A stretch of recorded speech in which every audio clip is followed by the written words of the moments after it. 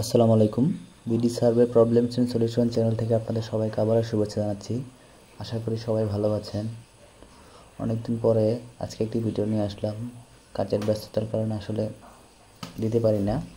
তো এখন যেহেতু জুলাই আগস্ট মাস চলতেছে, তো এখন আমাদের বিভিন্ন রাস্তার মেইনটেনেন্সের জন্য এস্টিমেট করতে হয়।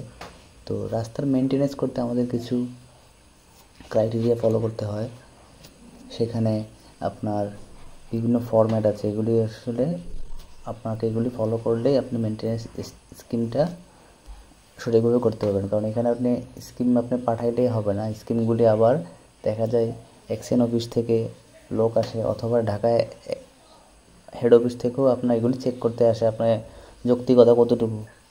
তো প্রথমে আমরা RACPS দেখাচ্ছি কী কী থাকতে হবে আপনার।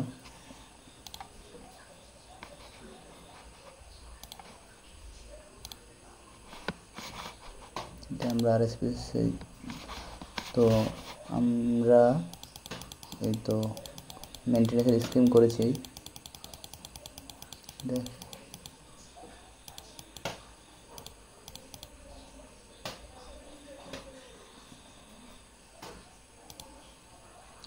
এই যে দেখুন, এখানে যেমন সেকশন 1 আর্থওয়ার্ক, এখানে আর্থওয়ার্ক বলতে এখানে মাটি ভরাটের কাজ। আপনি কোন স্থানে কি জন্য মাটি দিবেন তার এখানে আপনাকে এই পার্টটাতে আপনি আলাদা পার্টে দিতে হবে। যেমন সেকশন ওয়ার্কের আইটেম কোড দেওয়া আছে এখানে। আমরা যেমন আমার চেইনেস 1773 থেকে 1780-তে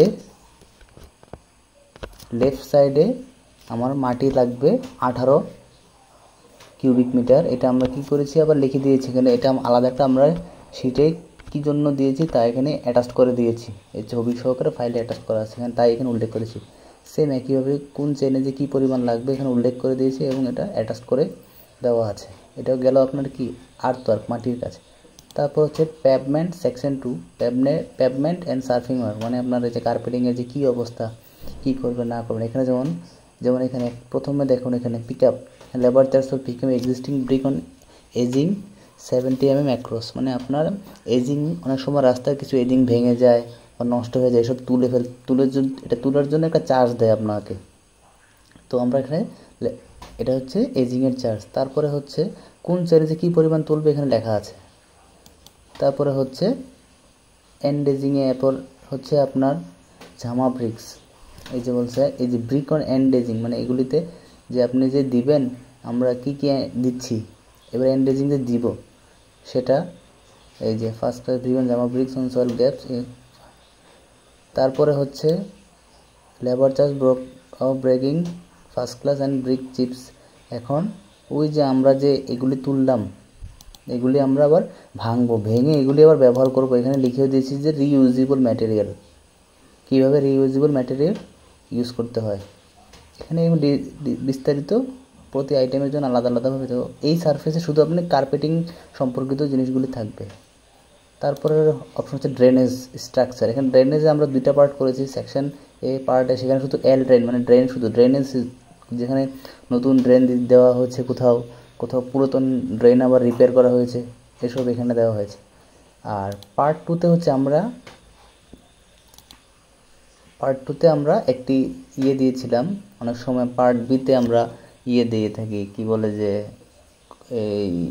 এটা হচ্ছে এই যে পার্ট বিটা লাস্টে আছে এখানে, এই যে একটি 625 এবং 600 mm ইউ ড্রেন একটা। অনেক সময় ড্রেনেজ হচ্ছে কারণ এটা পাহাড়ি অঞ্চল, আমি যেখানে আছি এটা পাহাড়ি অঞ্চল, এখানে দেখা যায় ড্রেনেজটা ভালো না হলে রাস্তাগুলো নষ্ট হয়ে যায়, সেজন্য একটি ইউ ড্রেন দেওয়া হয়েছে এই সাইজে এখানে, এটার এস্টিমেট এখানে করা হয়েছে। তারপর হচ্ছে 4 নম্বর পার্টে হচ্ছে প্রোটেক্টিভ ওয়ার্ক, মানে এবং রাস্তার আসে যে আমাদের এখানে যে প্রোটেক্টিভ ওয়াল দেওয়া হয়, প্যালাসিডিং বলা হয় এটাকে, যেমন আমরা এখানে ব্রিক প্যালাসিডিং দিয়েছি, এখানে কি পরিমাণ লাগবে উল্লেখ করা আছে।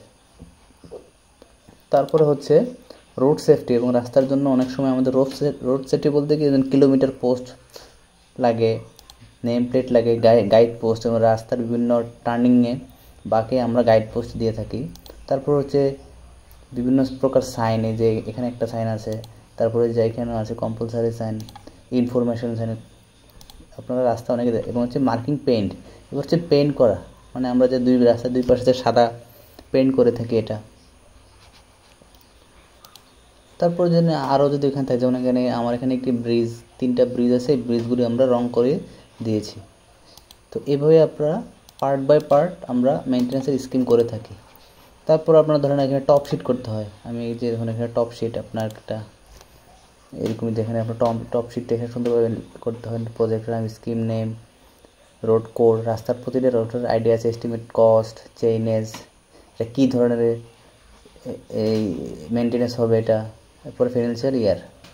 তারপরে আছে ধরেন স্কিম সামারিতে এটা খুব ইম্পর্ট্যান্ট, কারণ এখানে আপনার হেড অফিস সবাইকে এটা দেখে আপনার এখানে অ্যাপ্রুভ করবে, বা অনেক সময় হয়তো কেটে দিবে কিছু টাকা, তো এখান থেকে আপনার এটা দিতে হবে। এই যে এখানে দেখুন road name, road code, chainage, district, section মধ্যে আর্টওয়ার্ক এত টাকা, প্যান্ট সারফেস এত টাকা, সেকশন 3A-তে এত টাকা, 3B-তে এত টাকা, সেকশন 4 এত টাকা ইত্যাদি। এভাবেই আমাদের এগুলি সাজাতে হয়।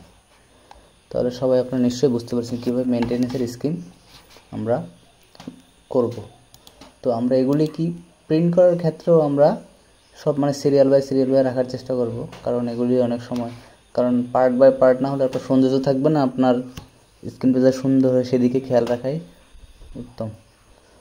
তো আজকের মতো এতটুকুই, সবাই ভালো থাকবেন, আর চ্যানেলটি সাবস্ক্রাইব করার জন্য আপনাদের সবাইকে আবার অনুরোধ করব। ধন্যবাদ সবাইকে, আসসালামু আলাইকুম।